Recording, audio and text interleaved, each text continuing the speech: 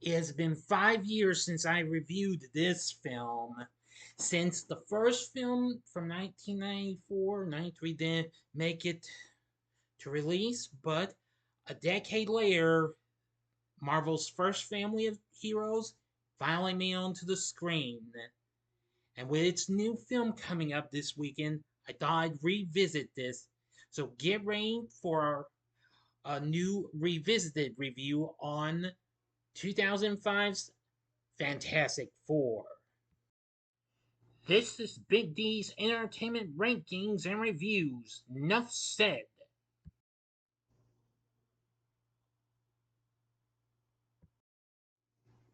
So, greetings, my fellow YouTubers, and welcome again to Big D's Entertainment Rankings and Reviews. My name is Doyle, better known to you as the Big D, and this time around I'm going to give to you what might be a re-review, but it's a revisited review on the 2005 superhero flick Fantastic Four, released by Fox, directed by Tim Story, written by Mark Frost and Michael Franz, based on the comic book of the same name from Marvel, created by Stan Lee and Jack Kirby, starring Ioan Gruffudd, Jessica Alba, Chris Evans, and Michael Chiklis as the titular group, along with Julian McMahon, who I'm respectfully am dedicating this video in his memory, since we sadly lost him earlier this month on July 2nd, 2025. So I am dedicating this revisited review in Julian McMahon's memory, plus Kerry Washington and a host of others. Now, the film follows the origins of the titular team as they learn to come to terms with their newfound abilities following their exposure to cosmic rays. The film was released on July 8th, 2005. Now, even though I did my original review of that on that particular day, but since it's been past that date, 2 weeks now, but I decided I wanted to revisit this film in order to promote the release of the new Fantastic Four First Steps film opening in theaters this weekend, which I've seen is already getting good reviews. Anyway, while the film unfortunately got hated on by the critics, it still became a box office success. Anyway, let's get into the story as always, if you never saw my original review, because that's what I'm still going to do in these revisited reviews. Dr. Reed Richards, along with his friend Ben Grimm, convinces Dr. Victor Von Doom, CEO of Von Doom Enterprises, Industries, well, you get what I'm saying, to allow him access to a space station to test the effects of exposure of clouds of cosmic energy on biological samples. Victor agrees and recruits his chief genetics researcher and Reed's ex-girlfriend, Susan Storm, and her reckless brother, Johnny. They arrive in space to study the cosmic clouds, but the clouds arrive ahead of schedule. Reed, Susan, and Johnny leave the shielded station to rescue Ben out on a spacewalk to place the samples, while Victor closes the shields behind them to keep himself protected. The storm breaks through the station and strikes the four. They return home but soon begin to develop strange powers. Reed is able to stretch like rubber, Susan can become invisible and create force fields, Johnny can engulf himself in fire, and Ben is transformed into a large, rock based creature with superhuman strength and durability. Victor, meanwhile, faces a backlash from his stockholders due to the publicity from the failed mission. On the Brooklyn Bridge, Ben accidentally causes a traffic pileup while stopping a man from committing suicide. The four use their various powers to contain the damage and save lives. While the public cheers them for their efforts, Ben's fiancée arrives to silently split their engagement, unable to accept him for his condition. Reed vows to a heartbroken Ben to reverse the effects. The media dubs them the Fantastic Four, and Victor exploits the news story to his stockholders, but they decide to pull out of Von Doom Industries. The four move into Reed's lab in the Baxter building to study their abilities and work on finding a cure. Victor offers his support in their efforts, but blames Reed for the mission's failure. Reed plans to construct a machine to recreate the storm and reverse their conditions. However, Johnny refuses to cooperate, insisting they should just embrace their powers. Meanwhile, Victor well, having also been affected by the storm due to the shield's malfunctioning, begins mutating into organic metal that is able to produce electricity and begins plotting to use his new powers to take his revenge. Victor drives a wedge between Ben and Reed, resulting in Ben walking out in a rage. This motivates Reed to attempt the machine on himself, but he cannot generate enough power to push the storm to critical mass. Victor hears this and brings Ben to the lab. Ben is placed in the machine and Victor uses his abilities to produce the electricity needed to power it, turning Ben back to normal and accelerating Victor's condition, causing much of his body to turn to metal. Victor knocks the human being unconscious and kidnaps Reed.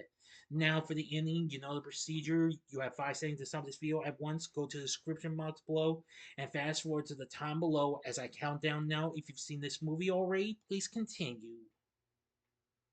Okay, you've been warned. Victor, now calling himself Doom, tortures Reed using a super cooling unit and fires a heat seeking missile at the Baxter building to kill Johnny.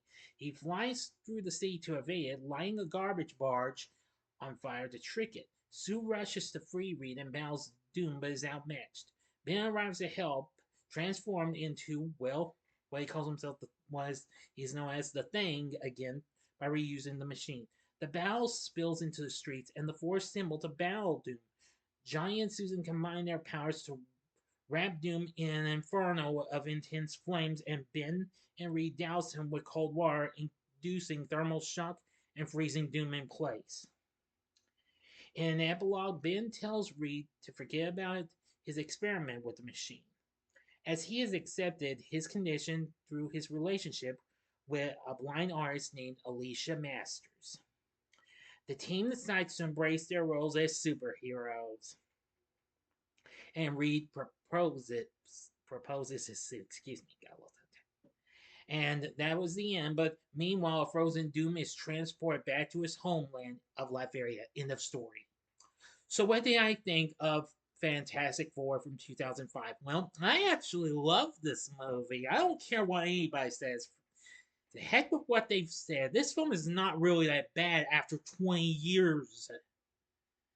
This film needs to be accepted. Anyway, despite getting dissed by critics so hard, the film was still a hit, going on to make $333 million worldwide on its $87.5 to $100 million budget.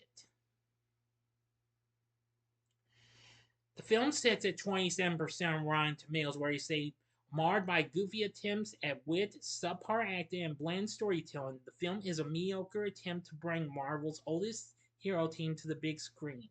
Well, that may be, but I think this film had a lot to offer, despite the silliness and what have you. Metacritic has a score of 40, and audience's Public Cinema score gave it a B.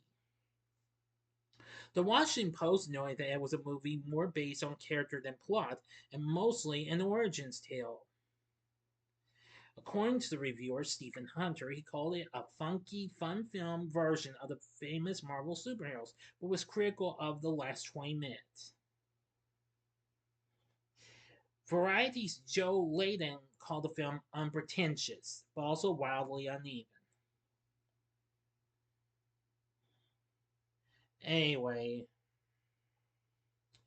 even after that, well, despite its hate, it did get a sequel that came out 2 years later in Fantastic Four: Rise of the Silver Surfer, and then which kind of underperformed, and then a reboot in 2015, which did even worse. And now the film to this day has since earned a positive reevaluation after the failure of that film.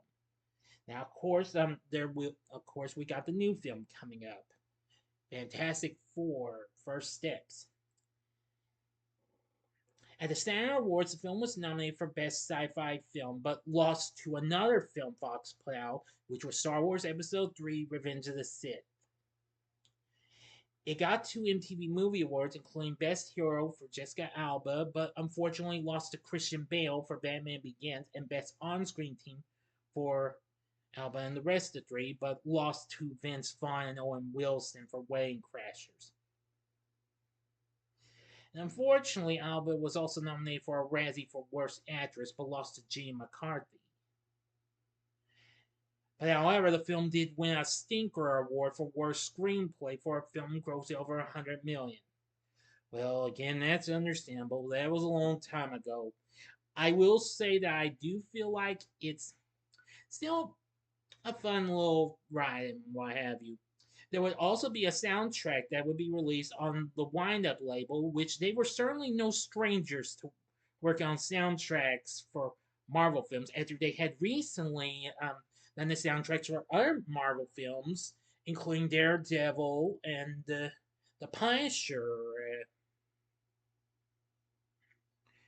Yes,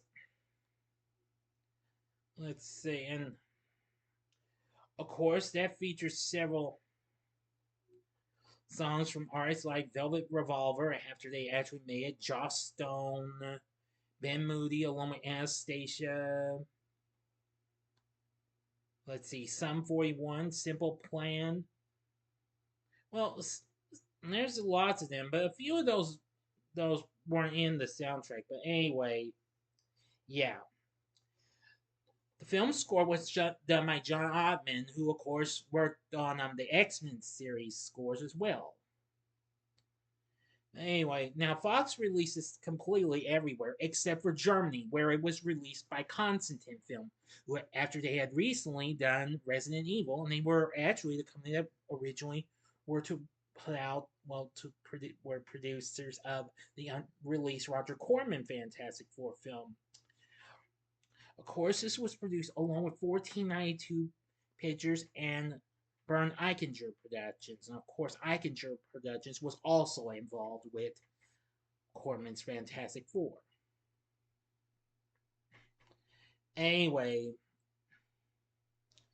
now I've seen this film, I've got it on DVD, of course, and it's still pretty good. It still holds up.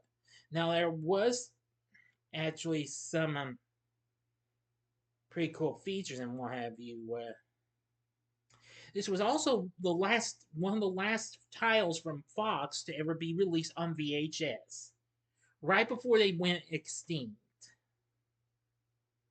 Now the version had some changes from the ones shown in the cinema. Also, 2 years later, Fox released an extended cut, which included a preview of Fantastic Four: Rise of the Silver Surfer, and expanding on lots of other things. But anyway, I won't really get into that though. But of the whole, I found Fantastic Four 2005 to be a fun film in my view. Sure, it has a few issues. It has issues in my view, but nevertheless, I found it to be pretty fun and entertaining.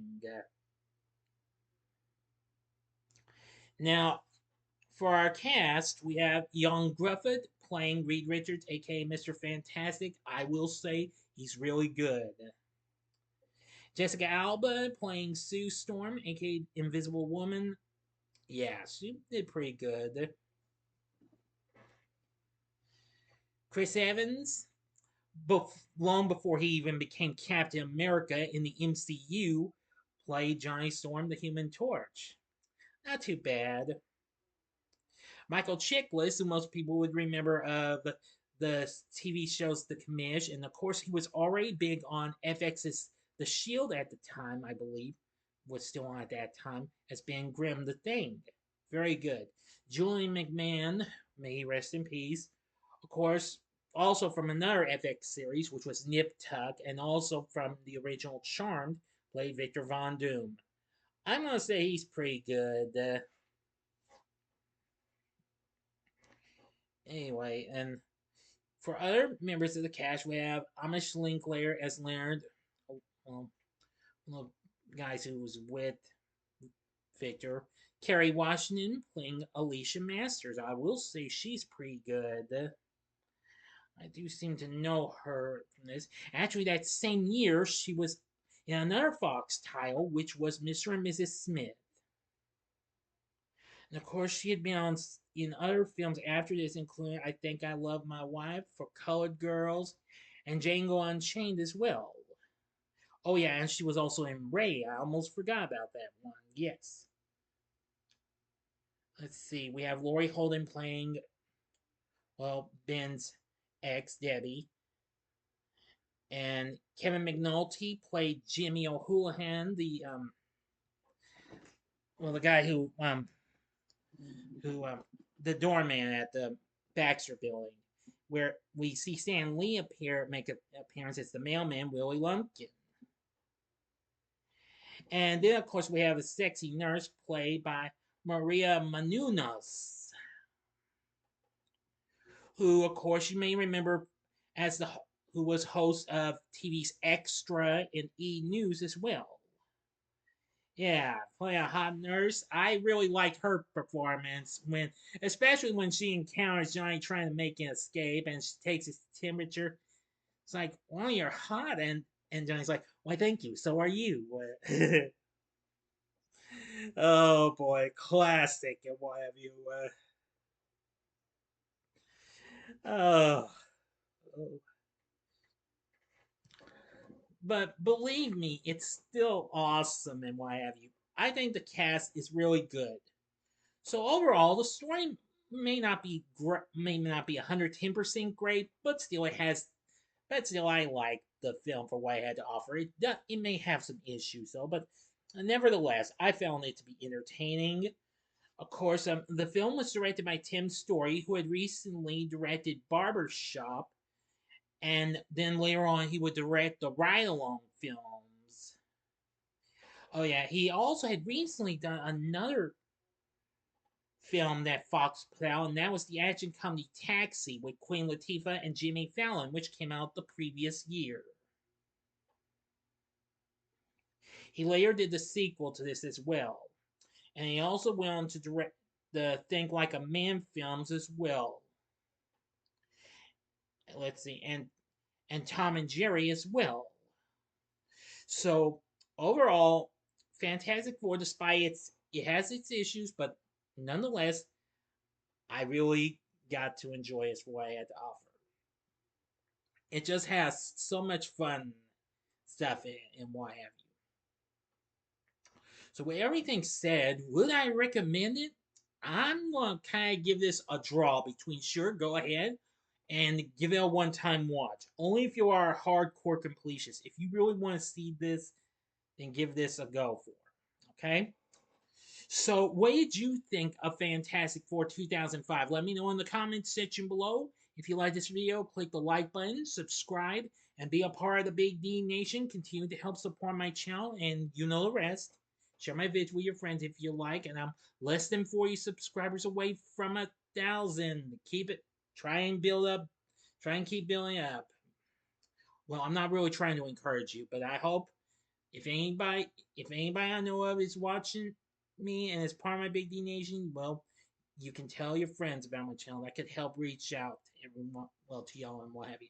All right, and join me next time when I bring to you another revisited review, and it'll be on Fantastic Four: Rise of the Silver Surfer from 2007. So, if you like this, consider checking out my reviews for these other films. In the upper left-hand corner, you can check out my review of the film that really put your friendly neighborhood you-know-who on the movie map, Spider-Man from 2002, or go to the upper right-hand corner and see my re-review of the film that put the MCU on the map, Iron Man from 2008. Of course, that's a re-review as well. Both of these are actual re-reviews. Or if you'd like, go to the bottom left-hand corner and see my recent review of the unreleased Fantastic Four film from Roger Corman. And the bottom right hand corner is the button you can click to subscribe if you like rankings and reviews on movies, TV, music, video games, etc. Then I'm your guide. Thanks for watching. Until next time, true believers, I'm the Big D saying see ya and Excelsior! Bye now.